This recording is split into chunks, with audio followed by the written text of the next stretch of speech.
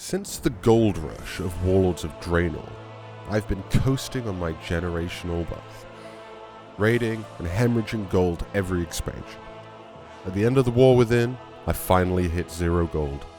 Now it's time to put my money where my mouth is and really see if I can be a true goblin in the year 2026. Welcome to the rebuild.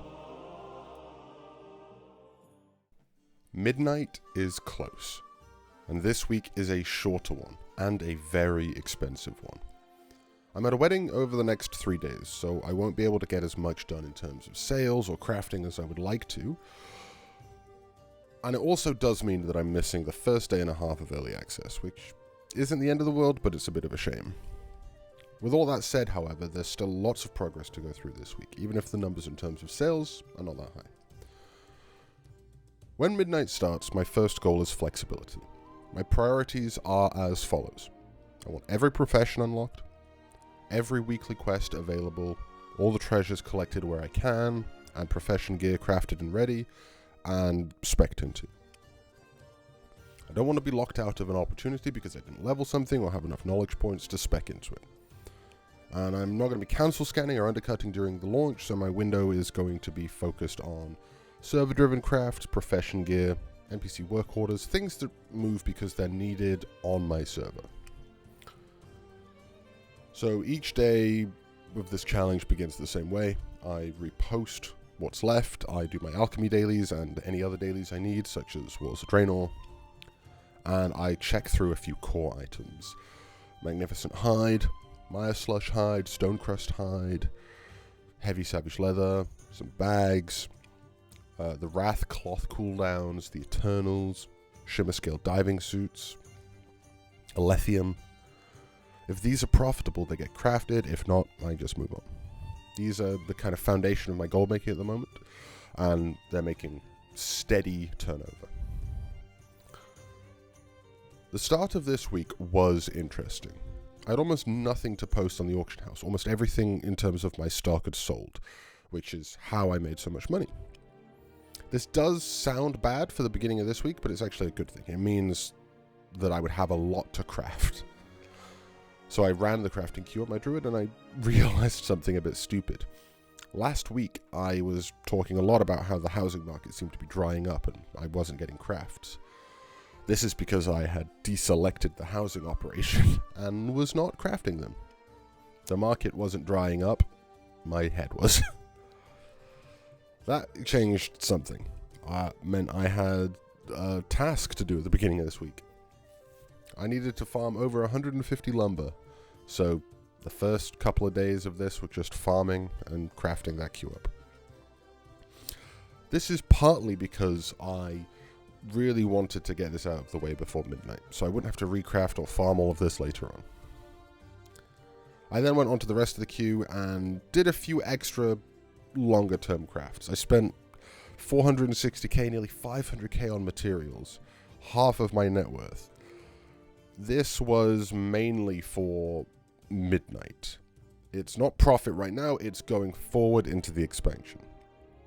My theory is that when launch happens, I expect demand for these items to be pretty consistent for housing, maybe even go up slightly, but the supply and the farming and the people crafting them, I expect to go down.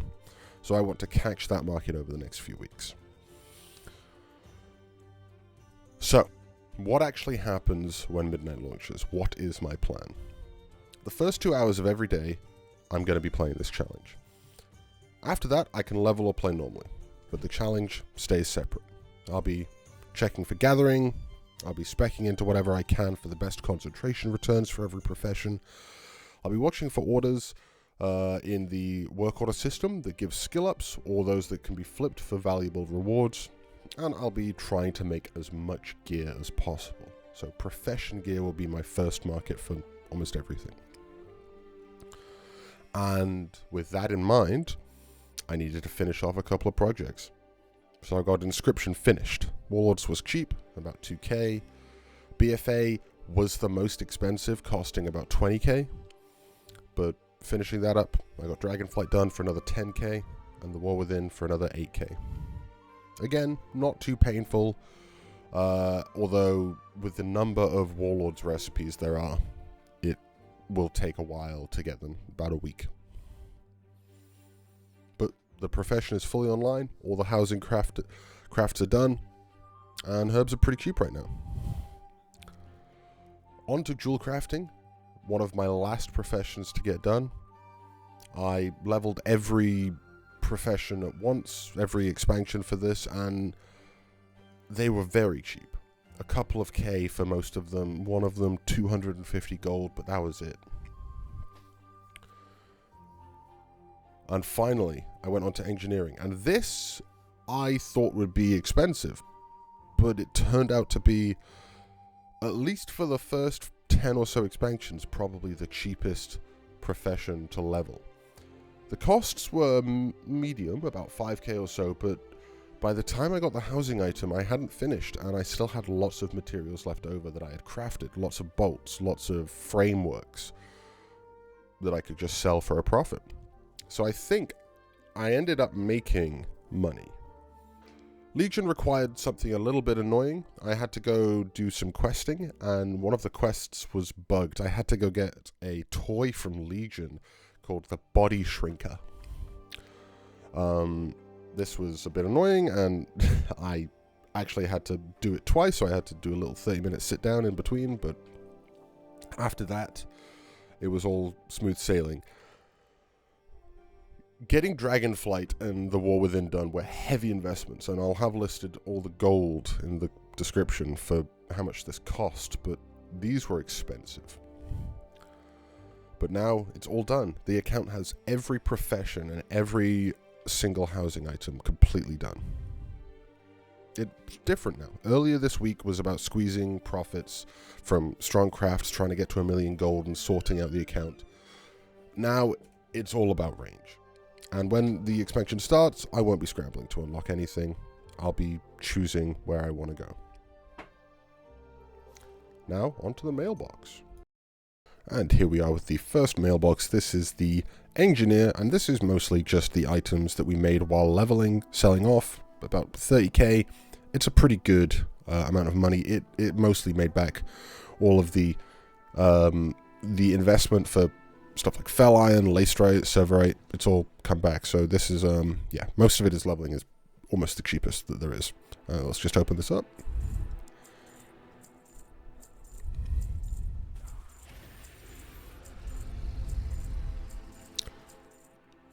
And there we go. 27k. On to the next one. And here is the second of the new characters. This is the Jewelcrafter. Again, mostly just leveling, settings and whatnot sold off. Mostly just recouping some cost. Only 15k on this character. Not very much, but we'll open it up and then we'll move on to the next character.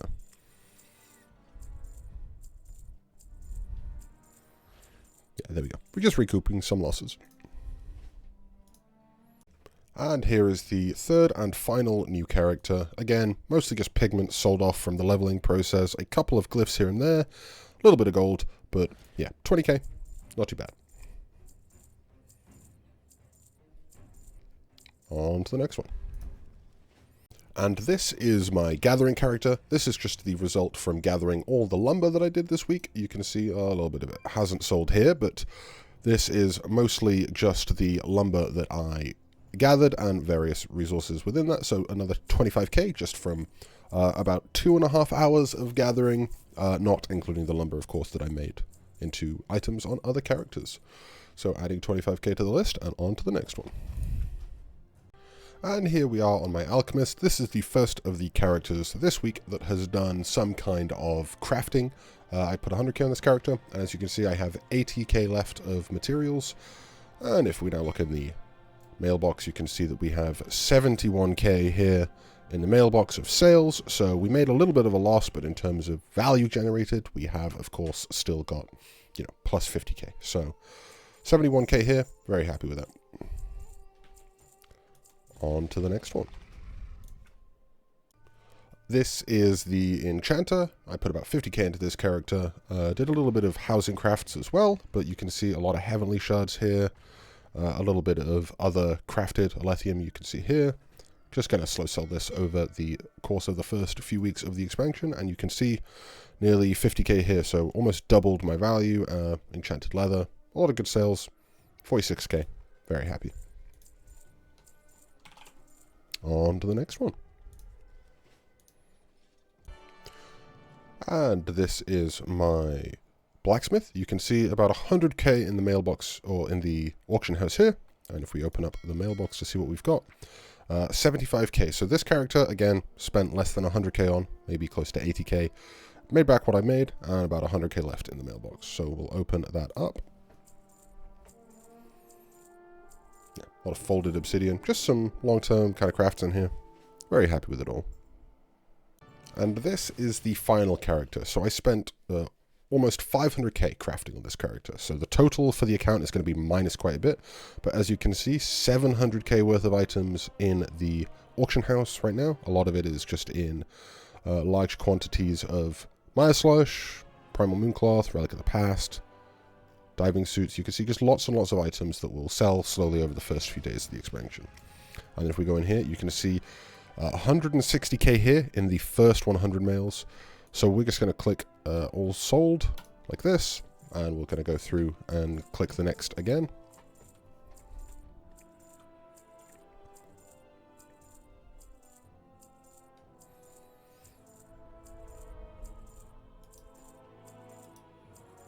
And the rest of it is just a series of bags, another 15k.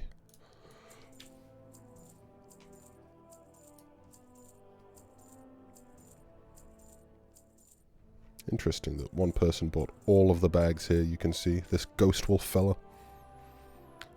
Even though I made really good profit on these bags here, they still wanted to buy them all out, I guess, to reset the market.